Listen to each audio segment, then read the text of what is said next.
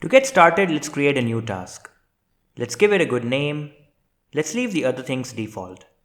But you do have the option of selecting a parent project, the type of labeling task like classification or object detection.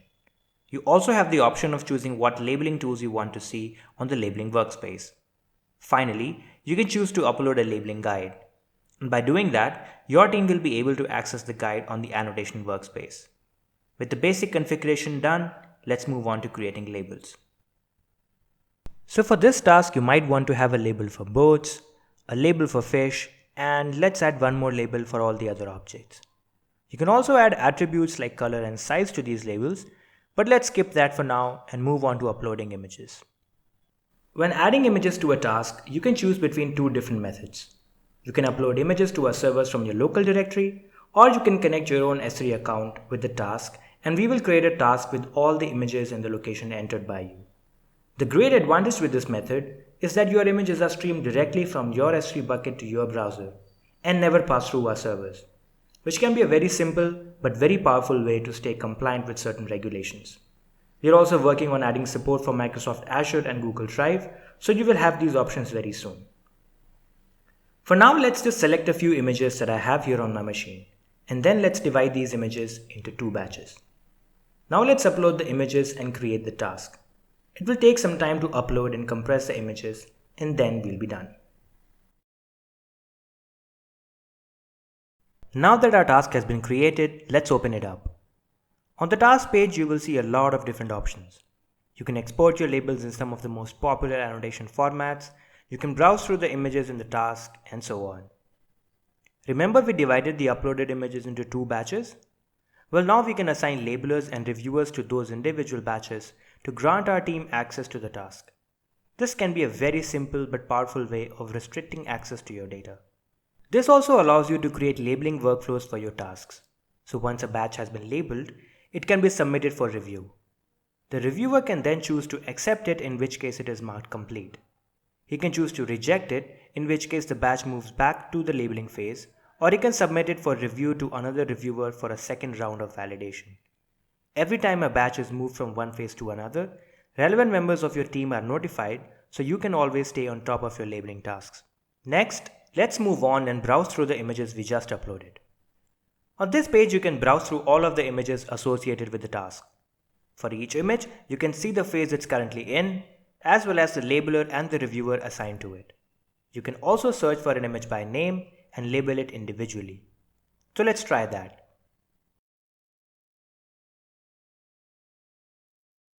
This is the labeling workspace where you can label your images. You have a bunch of different labeling tools on the left side of the page. You can choose what tools you want to see here when creating the task. Below the Tools section, you can see a list of all your labels. You can hide or lock all objects of a particular label class from this section. On the top left of this page, you can see the button to view the labeling guide if you have uploaded one during task creation. You can also see a timer which logs how much time you have spent on a batch. It can sometimes be very helpful to keep track of how much time has been spent labeling a bunch of images. To go through some of the other features, let's create a few objects using the bounding box tool. Let's mark a few boats in this image with bounding boxes. They will automatically be assigned the label class that is currently selected. To have a variety of objects on the image, let's also mark an object that is not a boat. Once you've marked a few objects, you can see them in the right sidebar under the Objects section. You can lock, delete, and even copy individual sections from here. You can also change the label class of an object from this section. Along with the Object section, you will also see an Issue section in the right sidebar. Issues allow your team to communicate over any doubts or confusions they may have about how to label a particular section of your image. Let's try creating an issue by clicking on the Add Issue button. To create an issue, let's drag the mouse to cover an area of the image we might be confused about. For example, we might not be sure whether we should mark this small object with any label. Once this issue has been created, your team can have a conversation to discuss the problem. Every time a new comment is added, everybody involved in the conversation is notified about it. It's like a chatting app for resolving your labeling issues. Once you are sure you have resolved this issue, you can click on the Resolve button. Now, if you have a lot of images and you are reviewing a batch for validation, it can be cumbersome to find issues in the batch. The navigation section has options to help you with this. Through the drop-down menu, you can choose to navigate between all images or just images that have issues marked in them. So when you press the left and right buttons, you will only be navigating between images with issues.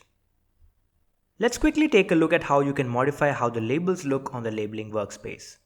Through the appearance section on the bottom right of your screen, you can choose to color your objects by instance, in which case each object will be colored separately regardless of their labeled class. You can also adjust the opacity of the bounding boxes or other types of objects you have created. To the right of the navigation section, you can see what phase your batch is currently in. When you click on the Submit Review button, your batch will move into validation phase and the phase will change to validation. This section will always show you any options you need to move your batch from one phase to another.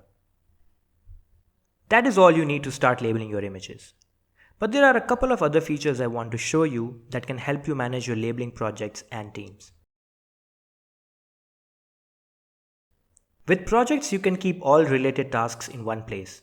Projects also allow you to restrict access to tasks. Let's start by creating a new project. Let's give it a proper name, let's say water objects. You can also add a description to the project if you want, but let's skip that for now. Let's also assign the project to a team member. By doing this, any tasks that are within this project will only be accessible to the person that you've assigned this project to, apart from any administrators in your team. These users can then assign the individual batches inside tasks to any members of the team and give them access to their labeling jobs. The project itself, however, will not be accessible to them. To assign an already existing task to a project, all you need to do is edit the task and choose the project you want to assign to, and that is it. The last thing I want to show you is what we call organizations. From this page, you can invite users to your team using their emails. You can also choose what kind of user you want them to be. Each user type comes with different levels of access control. For example, annotator type users can only access batches assigned to them. This page also allows you to suspend your team members, which is different from deleting because we have the ability to reactivate suspended users anytime you want. We designed organizations to be a little bit like Slack, where you can be part of multiple workspaces. Similarly, you can be part of different organizations in Mindkosh at the same time. If you have logged into one organization and you want to switch to a different organization, you can choose one from the drop-down menu in the sidebar on the left of your screen. That's all you need to get started with Mindkosh. But we have a lot of other very useful features that I am sure you will love. So sign up for your free account today and check them out.